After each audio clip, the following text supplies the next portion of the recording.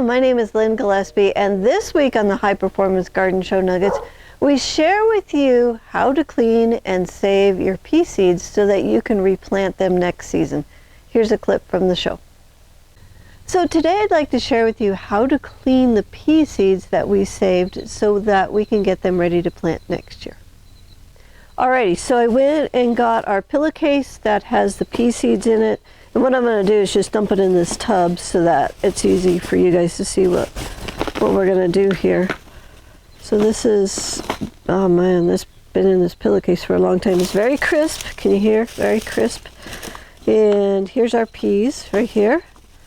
So what I'm going to do is take that off. Now sometimes they'll throw their peas everywhere, and then other times it'll just dry around here. So just want to crack that loose. And there's our pea seeds. They're all dry, ready to go. And then what I want to do is go ahead and pick those out. And I'm going to put those in a bag. Brought me a bag. And then on the bag I'm going to put the year, what it was. See, I have my tag in here. Put the year, what it was, and then I'm going to store this in the refrigerator. And then when I get all the peas out here and in the bag, I will do a seed germination test to make sure that I have viable seeds. Oh, there's a pretty one. Look at that. That's nice. You can see how they're just laying in there. So we want to do the germination test just so that we know if we got good pea seeds, and we can do that this winter, and then we'll know if we need to order pea seeds or if these ones are good enough. And if you would like to learn how to do a germination test, it's really easy.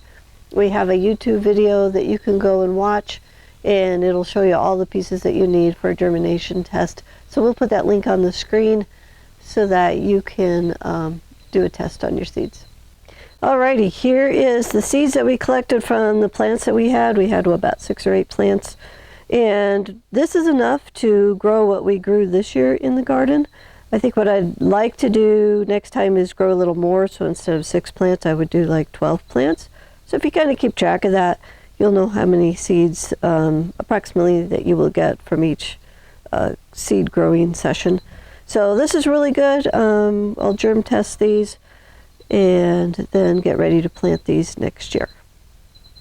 This clip is from the High Performance Garden Show Year 9 Week 30, and if you'd like to watch the whole show, it's free, it's online. And you can enroll on our website at thelivingfarm.org/high-performance-garden-show.